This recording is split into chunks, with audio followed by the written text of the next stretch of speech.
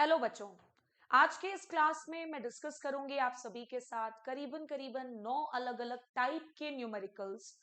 और ये जो न्यूमेरिकल्स होंगे ये एग्रोनॉमी, सॉइल साइंस और वाटर मैनेजमेंट पर बेस्ड इंपॉर्टेंट न्यूमेरिकल्स होंगे।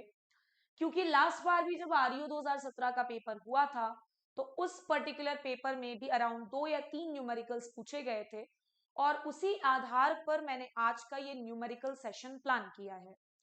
शुरुआत करते हैं सबसे पहले न्यूमेरिकल की। और ये पहला न्यूमेरिकल क्या कह रहा है आइए साथ में मिलके पढ़ते हैं। पहला पॉइंट है अ soil having bulk density of 1.5 and particle density of 2.65। यानी हमें सॉइल की बल्क डेंसिटी दी गई है 1.5 डेढ़ और पार्टिकल डेंसिटी कितनी दी गई है बेटा 2.65। सवाल आगे पूछ रहा है calculate the porosity percentage of the soil. Porosity percentage आपको निकालने के लिए कहा गया है। तो आइए जल्दी से जान लेते हैं पोरोसिटी परसेंटेज निकालने का फॉर्मूला। पोरोसिटी परसेंटेज को कैसे निकाला जाता है 1 minus bulk density upon particle density into क्या करेंगे बेटा 100। इंटू क्या करना है ध्यान रखिएगा, इंटू करिएगा आप 100। ठीक है ना, यहां पर मैं 10 लिख दी हूं तो चलो यहां लिख देती हूँ इंटू 100 करिएगा। मैं सॉल्व भी करके दिखा रही हूँ, सबसे पहले आप फॉर्मूला लिख लो। इंटू 100 है ना, इंटू 10 नहीं, वहां पर स्पेस नहीं बचा था इसलिए मैंने 10 लिखा हुआ है। चलिए तो अब लिख लेते हैं इसको फॉर्मूला में। बल्क डेंसिटी की वैल्यू 1.5 है, पार्टिकल डेंसिटी की वैल्यू 2.65 है, इनटू आप क्या करेंगे बेटा 100। बस यही होगा इसको सॉल्व करने का तरीका। एंड आई एम श्योर कि आप सभी लोग अगर एग्जाम में इस तरह का सवाल देखने को मिलेगा तो बना लोगे और सवाल पूछे जाने के चांसेस भी हैं इस तरह के। वो इसीलिए बिकॉज ये एक लाइन का न्यूमेरिकल है बेटा, इसमें इतना कुछ भी टफ नहीं है कि आपसे एग्जाम में नहीं बनेगा। आंसर एक बार चेक जरूर कर लेंगे, लगभग 43.33% के आसपास आंसर जाएगा। एक बार चेक करिएगा और अपना आंसर भी कमेंट में मुझे जरूर बताइएगा। शुरुआत करते हैं नेक्स्ट न्यूमेरिकल को पढ़ना। बहुत ही इंपॉर्टेंट सवाल। मैंने ऑफलाइन बैचेस ऑनलाइन बैचेस दोनों को बोल रखा है कि शायद इस बार आपको इस तरह का सवाल देखने को मिल सकता है। अब आप में से मैक्सिमम बच्चे एक टॉपिक जानते होंगे बिकॉज आप लोगों को बुक रटने की आदत है। मैक्सिमम बच्चे बिना समझे बुक रटते हैं, बड़ी अजीब बात भी है ये। मैक्सिमम बच्चों को ये तो पता होता है कि हाईएस्ट आई डब्ल्यू बटे सीपी रेशियो राइस का होता है 1.2, मिनिमम सैफ्लावर का होता है 0.4। लेकिन इसी टॉपिक से न्यूमेरिकल्स भी फ्रेम होते हैं।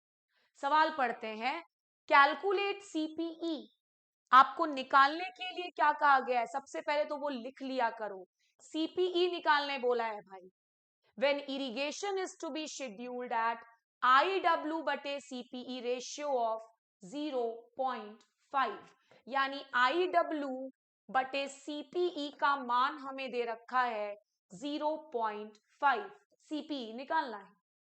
आगे आपको बोला जा रहा है कि कितना इरिगेशन वाटर हम सप्लाई कर रहे हैं 5 सेंटीमीटर। ये IW ही बेटा इरिगेशन वाटर है और इसकी वैल्यू कितनी दी गई है 5 सेंटीमीटर। 5 सेंटीमीटर निकालना है हमें सीपीई, कोई दिक्कत नहीं, बड़े आराम से निकल जाएगा। सबसे पहले तो लिख लो IW बटे सीपीई का मान कितना दिया 0.5। IW की वैल्यू कितनी है 5, तो IW की जगह पर रख दे।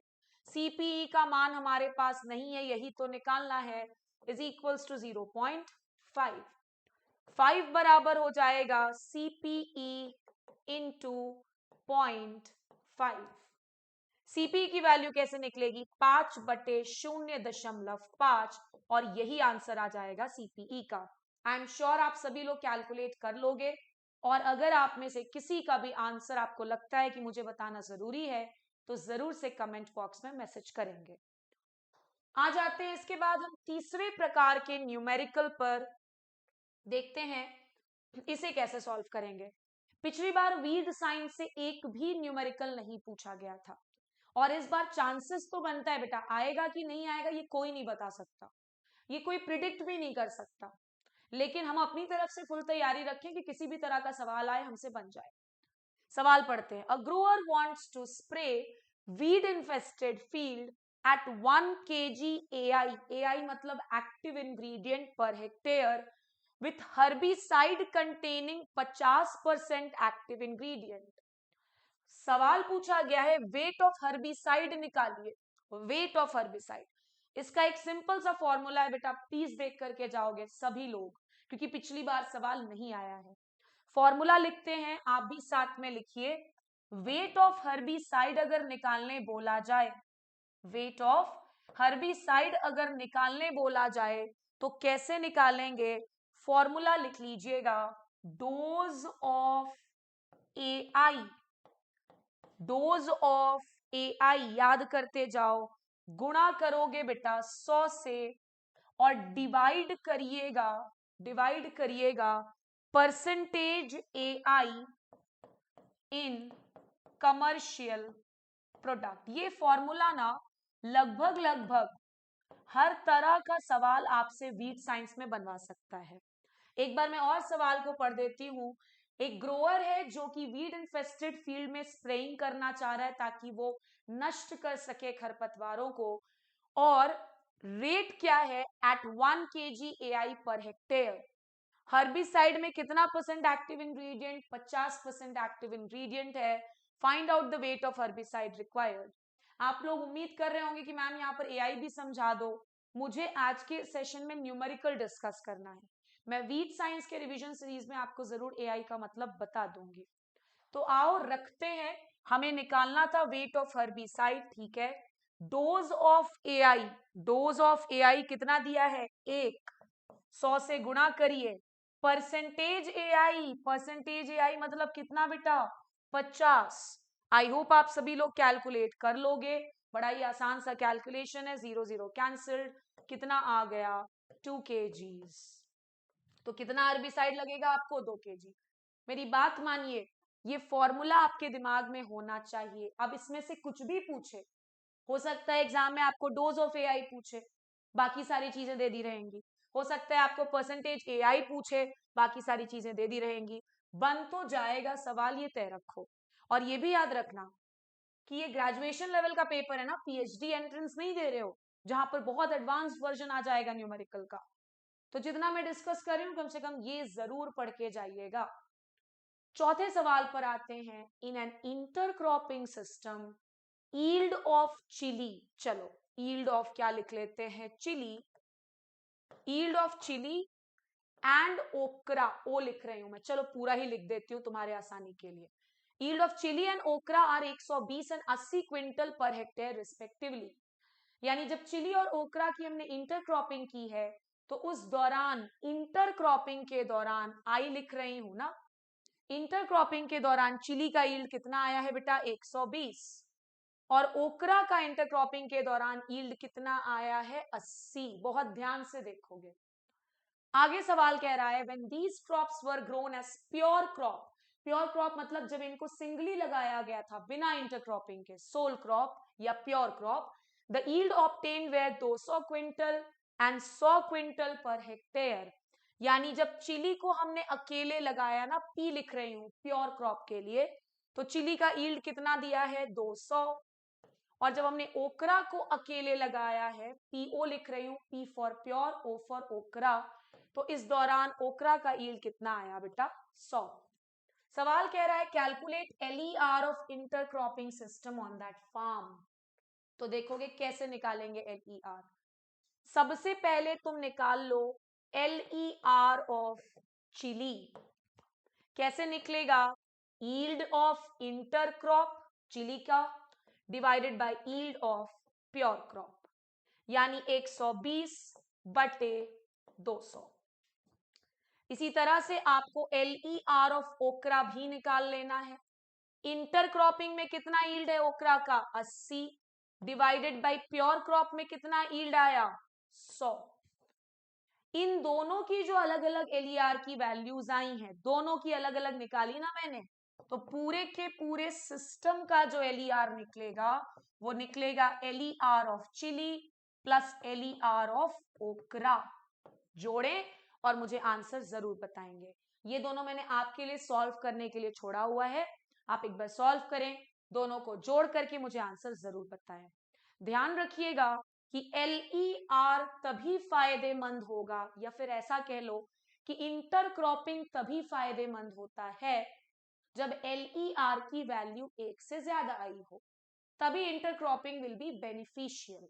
अदरवाइज अगर LER की वैल्यू 1 से कम आई है, then such kind of intercropping is of no use. खैर ये तो थ्योरी की बात हुई, मुझे आज के सेशन में आपको न्यूमेरिकल सिखाना है। पांचवा सवाल, कई सारे स्टूडेंट्स इनफैक्ट मुझसे पूछा था कि मैम फर्टिलाइजर कैलकुलेशन का भी एक छोटा सा न्यूमेरिकल हमारे साथ डिस्कस करेंगे। बिल्कुल, आपकी बातें सराखों पर, और ये रहा सवाल हमारे सामने। Recommended rate of nutrient application for rice crop is 120, 60 and 60। वो NPK का recommended dose है राइस के लिए। Calculate quantity of urea, SSP and MOP required for a hectare of cropped area। मतलब कितने हेक्टेयर एरिया में निकालना है? 1 हेक्टेयर एरिया के लिए। ध्यान से बेटा देखेंगे मैं किस तरह से प्रोसीड कर रही हूँ। सबसे पहले मैं बोर्ड को डिवाइड कर लेती हूँ 3 हिस्से में, बिकॉज मुझे नाइट्रोजन सप्लाई करना है यूरिया से, फॉस्फोरस सप्लाई करना है SSP से, और पोटेशियम सप्लाई करना है MOP से। इस तरह के न्यूमेरिकल को सॉल्व करने के लिए आपको यूरिया, SSP और MOP में NPK का परसेंटेज पता होना चाहिए। चलिए मैं बता देती हूँ। यूरिया में नाइट्रोजन का परसेंटेज है 46 kg नाइट्रोजन हमें मिलेगा 100 kg यूरिया से। तो 120 kg नाइट्रोजन, 120 kg नाइट्रोजन कितने kg यूरिया से मिलेगा? 100 गुणा 120 बटे 46, 100 गुणा 120 बटे 46। सॉल्व करके मुझे जरूर आंसर कमेंट में बताना, अगर आप में से कोई भी इंटरेस्टेड होगा तो। बाकी आप अपने लेवल पे सॉल्व करके डेफिनेटली इसको बता सकते हो, चेक कर सकते हो। मैं आंसर बता दूंगी तो फिर आप कैलकुलेट ही नहीं करोगे। चलिए SSP पर आते हैं। SSP में फॉस्फोरस P2O5 का परसेंटेज होता है 16, यानी कि 16 kg फॉस्फोरस हमें मिल रहा है 100 kg SSP से। तो 60 kg फॉस्फोरस कैसे मिलेगा? 60 गुणा 100 बटे 16। एक बार चेक करके आंसर जरूर मुझे कमेंट में बताओगे, तभी तो मैं आपको बता पाऊंगी कि आपने जो निकाला है वो सही है कि गलत। वैसे सही ही निकलेगा, पूरा प्रोसेस तो मैं समझा ही रही हूँ। नेक्स्ट आ जाते हैं बेटा MOP पर। MOP में पोटेशियम का परसेंटेज होता है 60, यानी 60 kg पोटेशियम आपको मिलेगा 100 kg MOP से।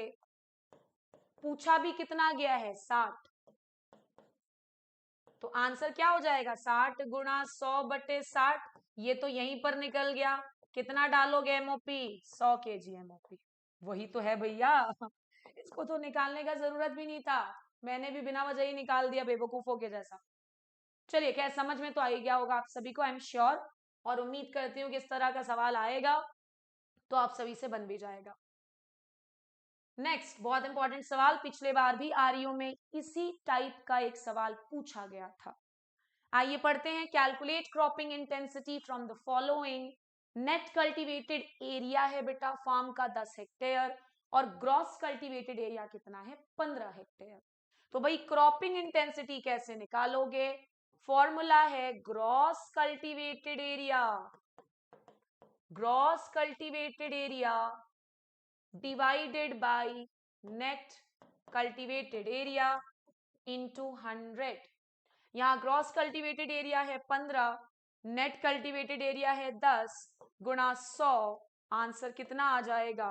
150%, 150%। इसका एक और टाइप है जिसको मैं शायद आज लेना भूल गई हूं, बट डेफिनेटली किसी ना किसी सेशन में मैं आप सभी के साथ डिस्कस जरूर कर दूंगी। नेक्स्ट सवाल वाटर मैनेजमेंट पर बेस्ड, बहुत ध्यान से सुनेंगे कैसे सॉल्व करना है। सवाल पूछ रहा है find out gravimetric moisture percentage of soil from the following data. तो जब कभी बेटा आपको ग्रेविमेट्रिक मॉइस्चर परसेंटेज निकालने बोला जाए, मैं शॉर्ट में जीएम परसेंटेज लिख रही हूं। कैसे निकालोगे देख लो। आप क्या करना, mass of water divided by mass of soil into 100। Mass of water हमें दे रखा है 12.1, मास ऑफ सॉइल हमें दिया है 61, गुणा 100 कर लो, आंसर तुम्हारे पास होगा। आंसर आपके पास होगा। चलो मैं बता देती हूँ आंसर कितना आएगा। Answer will be 19.81%। एक बार चेक जरूर कर लेना बेटा। मैं बोलते रहती हूँ, कभी कभार गलती हो जाती। मैंने हमेशा बोला है कि ऐसा नहीं है कि आई एम अ टीचर और मुझसे कभी गलती नहीं हो सकती है। तो इंसान भाई, गलती तो बिल्कुल हो सकती है। तो उस समय पर आपकी रिस्पॉन्सिबिलिटी है कि मुझे रिमाइंड कर दे कि मैम यहाँ पर आपने गलत बोला। जैसे मुझे बहुत खुशी हुई कि टिक्का डिजीज में मैंने स्पीशीज को उल्टा कर दिया था और कई सारे बच्चों ने मुझे चीज बताई। थैंक यू सो मच, आपने मुझे करेक्ट किया। ये बहुत जरूरी भी है, बिकॉज हर बार ऐसा पॉसिबल नहीं है बेटा कि कोई इंसान आ करके सारी चीजों को सही ही बता दिया जाए। खास करके इस समय पर मुझ पर भी प्रेशर है, क्योंकि इतने सारे बच्चे हैं जो पढ़ते हैं, मैंने पढ़ाया है। ऑब्वियस सी बात है, मेरे दिमाग में भी कहीं ना कहीं बैकग्राउंड में एक प्रेशर जनरेट हुआ है after declaration of exam date. तो बता जरूर दिया करो अगर मैं कहीं पर भी कुछ गलत बोल रही होंगी तो। चलिए नेक्स्ट सवाल, बहुत ही अच्छा सवाल है बेटा, 8वां सवाल। पढ़िए एक बार सवाल को बहुत ध्यान से। 8 centimetres of water was delivered to a field। हमने फील्ड तक कितना सेंटीमीटर पानी पहुंचा दिया, 8 सेंटीमीटर।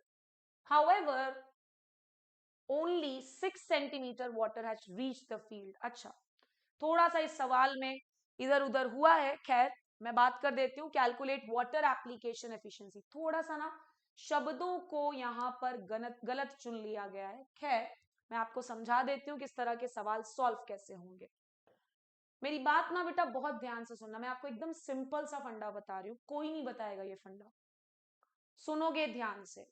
इरिगेशन एफिशिएंसी के हम 3 टाइप पढ़ते हैं आरईओ के लिए, water conveyance, water application, water storage. इतना सिंपल सिंपल सा फंडा ना तुम्हें कोई नहीं बताने जा रहा है। ये सिंपलेस्ट फंडा जो है ये खुद से बनाना पड़ता है, सोचना पड़ता है, समझना पड़ता है। हर चीज बुक में नहीं लिखी होती है। तो इन तीनों में से water conveyance, water storage, water application में से कोई भी एफिशिएंसी एग्जाम में न्यूमेरिकल दे करके पूछे निकालने, तो कुछ नहीं करना है।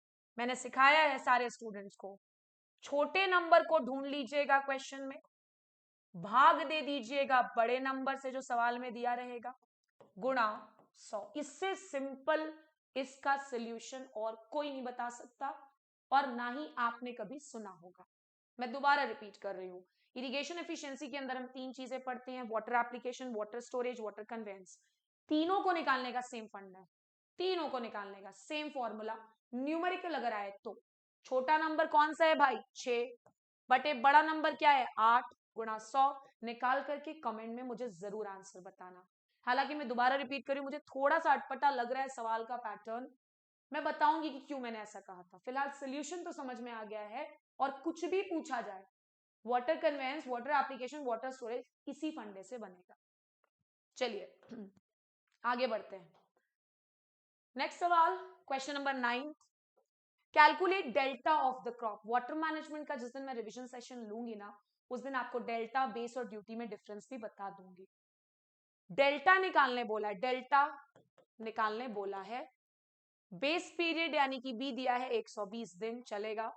और ड्यूटी, ड्यूटी की वैल्यू हमारे पास है 1200। मैं यूनिट वगैरह नहीं लिख रही हूं बेटा, आपको ध्यान रखना जो डेल्टा निकालना है ना वो सेंटीमीटर्स में निकालना है, जो कि शायद इस सवाल में मेंशन नहीं था या फिर मैं मेंशन करना भूल गई हूं। डेल्टा आपको सेंटीमीटर्स में निकालना, बिकॉज डेल्टा क्या होता है, वो डेप्थ ऑफ इरिगेशन वाटर होता है, डेप्थ। और डेप्थ को तो हमेशा सेंटीमीटर या फिर एमएम में ही मेजर किया जाता है। फॉर्मूला लिख देती हूं, 864 इंटू बेस बटे ड्यूटी। क्योंकि आपको सेंटीमीटर में पूछा है डेल्टा, याद रखना। बुक में फॉर्मूला जब तुम ढूंढोगे तो 8.64 इंटू बेस दिया था, 8 मैंने 864 लिखा है क्योंकि मुझे डेल्टा किस चीज में चाहिए, सेंटीमीटर में चाहिए भाई, ठीक है ना, सेंटीमीटर्स में चाहिए। तो 864 गुणा 120 बटे 1200 बटे क्या 1200। एक बार जब आप पूरा का पूरा सॉल्व कर लोगे तो आपका आंसर ये आना चाहिए 86.4 सेंटीमीटर्स। सो ये थे 9 अलग अलग टाइप के न्यूमेरिकल। कुछ और न्यूमेरिकल्स हैं लाइक पीपीएम, ये सारी चीजों को भी मैं लेकर के आऊंगी। बस फिलहाल आपको जितना प्रोवाइड किया जा रहा है बेटा उसको ध्यान से पढ़िए। क्या पता अगर आपका लक अच्छा जाए और मेरा भी लक अच्छा जाए तो मैंने जितना पढ़ाया है उसमें से कई सारे क्वेश्चंस आपको देखने को मिल जाए। Thank you so much and do keep watching the sessions.